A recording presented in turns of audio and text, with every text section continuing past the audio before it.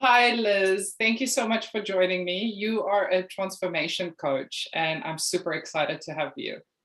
Yeah, I'm so excited to join you. Thanks. You also wrote a book that is called Just Be. Can Yeah. you tell me and the people listening a little bit about it?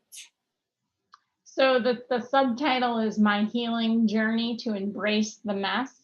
And really, I feel like my life is a series of um, obstacles and struggles and joy and everything like everyone else. But it really is about kind of going within and recognizing that no matter how messy it gets and no matter how hard it can be, if you can find yourself and sort of connect with your soul and your own light, you realize you're complete. You realize you can be complete for others, and so it's just sort of a memoir of my journey through all of that. Okay, and that's great. And you wrote this book in consideration for other parents so that they also know that it is so important to look at ourselves and take care of ourselves first. I feel like Right. before you can start taking care of others. Well, right. I mean, part of my journey was I have two children. You know, my oldest is on the spectrum, and my youngest is like a high anxiety kiddo. And through their childhood, like as they were growing, and then I was having my own struggles, I wasn't like the best mom I wanted to be, and I wasn't, I was always kind of shaming and criticizing myself about how I can support them and give them all the love that I want to give them. And it took a while to realize, oh, I need to give myself the love first, Mm. um, and figure out how that actually what happens and what it feels like to me, and then how well that sort of creates the bond and the relationship with our children, because then you're really being like a role model for self Yes. love. And that's So beautifully said, because I feel like oftentimes we're trying to help our kids and telling them that they need to increase their coping skills or they need to do mindfulness activities, and we're not actually engaging in those activities ourselves. So, right. yes. It is. It's sort of that hypocrisy of saying like you're yelling at them and to tell them to stop yelling, or Yes, you're. It's exactly. like, wait a second, what's happening here? Yeah, we need to practice what we preach. That's actually what we decided with AIMS, which is the support system that we work with our autistic kids, is that we said, Nanette and I said, we'll never include any strategy that we won't be doing ourselves. So if we are going to include meditation, we need to also practice meditation.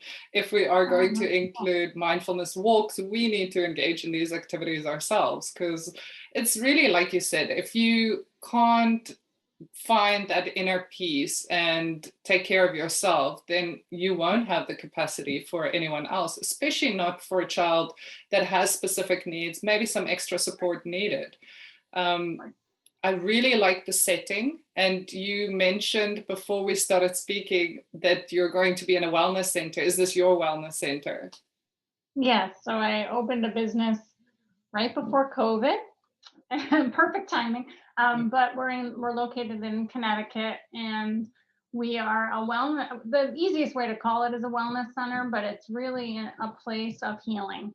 So we offer lots of different healing modalities for all ages, and we just provide an environment and space for people to just be. So it takes on the title of my book, but it's also just sort of helping people have a time to separate and come, and either through relaxation or actual true like energy work or all different things that we have here. And honestly, the kids, like my kids, use half the things.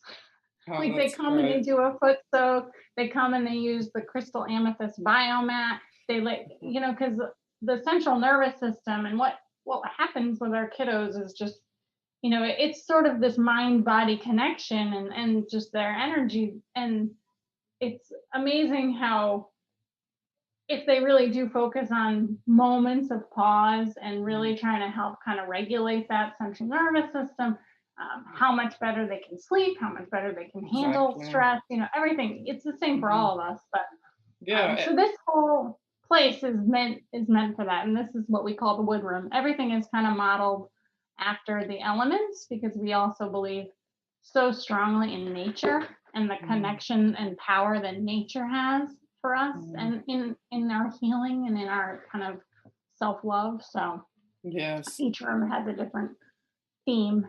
That's amazing. And I really like what you said about everything is connected. So even what we eat, how we eat it, the pace that we eat it, what we engage in on a daily basis, that's all connected to our behavior and the way that we can react or pause before we react. That's ultimately the Hmm. goal, I think, for me at least. Right. But again, I think that if you are giving yourself that space and you're allowing that for yourself, then for your children it will be easier. You mentioned that you have a child on the spectrum, and you know that we usually work with kids on the spectrum and related conditions. And I wanted to know, as a mother and somebody that has explored more into self-love and self-regulation, I guess is part of Mhm. it. What would you recommend to parents that they can implement on a daily basis to help with this process? Well, mostly, I mean, it's sort of a generalization, but I would say most of the community of spectrum kids is they love routine, right? They kind of it feels good to have a habit and a routine and sort of what to expect, knowing that expectation ahead of time. So the more you can build the mindfulness into that routine, we do this like my son hates brush anything with self hygiene, brushing his teeth, brushing his hair. It's like it's one of the battles of our household. So we do like a song while I mean, he's 13 years old. He's taller than me, but he still do it at night, brushing his teeth and trying to almost just be very present and Mm, aware, like this is the moment in time of brushing your teeth. And we're going to do this with full intention. So incorporating the habit of mindfulness in the day, I think, is really valuable, and finding the strategies that they enjoy. So for my son, he enjoys affection. He's like what they called Asperger's. I guess they don't do that anymore, but so he's actually a very social kid.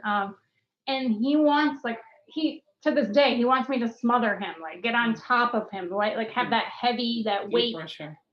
Yeah, the deep pressure. And so knowing that that can be a moment of pause, and Mm, we can actually connect with our spirit and our emotion, and sort of making those moments, even if it's a physical time, mm, connected to the mindfulness at the same time. Because I know he likes it. So it's like, oh, I've got a mm. captive audience.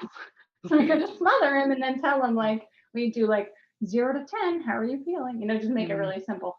Um, yeah. so I just try to kind of weave in the things I know he likes, and then make the habit out of it so that Yes. you're keeping it kind And of through the day. the routine is very important, but also just that sensory input, because I feel like many parents receive quite a lot of suggestions and recommendations from professionals, pediatricians, speech Right. therapist or an OT or behavioral therapist. They'll say, we need to generalize these goals. And as a parent, you're already feeling overwhelmed, or you might feel overwhelmed already. And then you still know, okay, I've got 2 hours. I need to generalize these 4 goals. Whereas I don't feel parents take enough time to just be with their just be Right. with their children, and just loving those moments, because in the long run, I know it's very difficult to look in the long run sometimes, because there's so many targets that we need to meet and master. But in the long run, those moments are the ones that our kids will remember more and look back and, oh, I had a very good connection with my mom. Hmm. And some kids, like I see, my son goes to an OT, and there's other less functioning children, nonverbal autism children, and they love nature, like their feet on the Mm, ground. Like again, it's back to that sensory, and allowing just the space for it. Like I think sometimes when it's like written on a behavioral plan and you have your steps. And I mean, like you said, it's kind of overwhelming as the parent. But if you get to you treat it as like you're really trying to get to know your child. They're a complete, whole, beautiful being already. And so what is it that makes them feel good? And then just try to keep like optimizing that and making it more in their day so they feel like they feel worthy of love and they feel good about themselves. Yeah, I had a really interesting chat with John Robison, who's an author, an autistic author, a great person as well. And he said the one suggestion that he has, or piece of advice that he has for younger autistic individuals, and he said, it will get better. So, and I think that is good advice for the parents too. You know, you might be struggling with quite a lot of sensory input at the moment or sensory needs, and that is going to become easier once you regulate it or you help regulate it more in the younger years. And then, you know, it will become a lot more natural for our individuals to learn from their environment if they go out in nature, if they have that connection with the parents. Speaking of self-love, so we spoke about the children part now, but what about parents themselves? What can they do to take that moment and not feel guilty? I think that's right. I mean, that's the biggest thing in the beginning. I mean, when my son was diagnosed when he was 3, and I mean, you just live in a world of self-loathing. I mean, you just feel like you're the one, like it's your fault. You're to blame. You're not doing what's right. You know, whatever, you don't know enough. I mean, there's so many things that you kind of put yourself down. So I mean, it's hard. It's going to take time. It's not like a quick 1, 2, 3 to shift from that. But I think the first is awareness. So knowing that you are sort of having that internal script of criticism and shame. Like if you start to know how much you're feeling guilty, and it usually starts with a feeling, and then you can connect the thought, and you hear that inner script and the sort of the negativity that you're actually giving yourself. That awareness takes time, just recognizing it, not solving it. You know, it's everything's baby steps, because then the other thing is you feel like you need to solve all the problems all at once. So having that awareness that that's happening, I think that's a huge not motivator, but driver of how we feel so bad about ourselves, is because we have this sort of inner script. So hearing it, kind of recognizing it, and then as you start to move from awareness, you can start to sort of re-script. And I go to a therapist, so I think every parent should go to a therapist. I mean, you should have your every own support. person.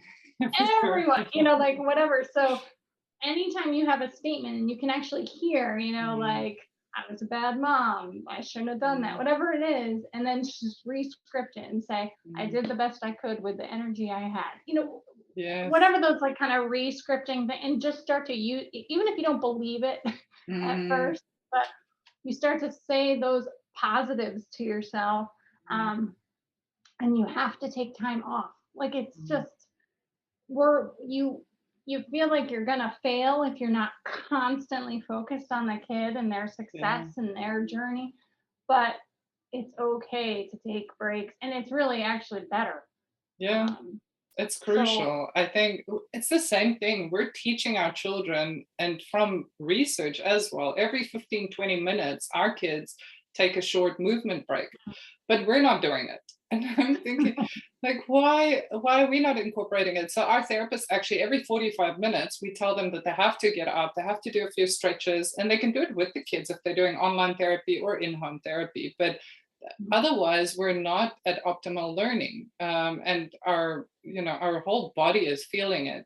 A lot of parents also believe that if you're going to move from one activity to the next, like a movement activity, it's going to be difficult to get that attention back. But we've actually seen the opposite, because kids are more inclined then to go back to the activity, and us as well. And the other thing you said was really important for me as well, is the re-scripting. I mean, I like that way that you stated it, because I did the same thing. So just to bring in a personal story, when I wanted to get over a relationship that I was in, and it was with a person that was a bit narcissistic, that was putting it politely.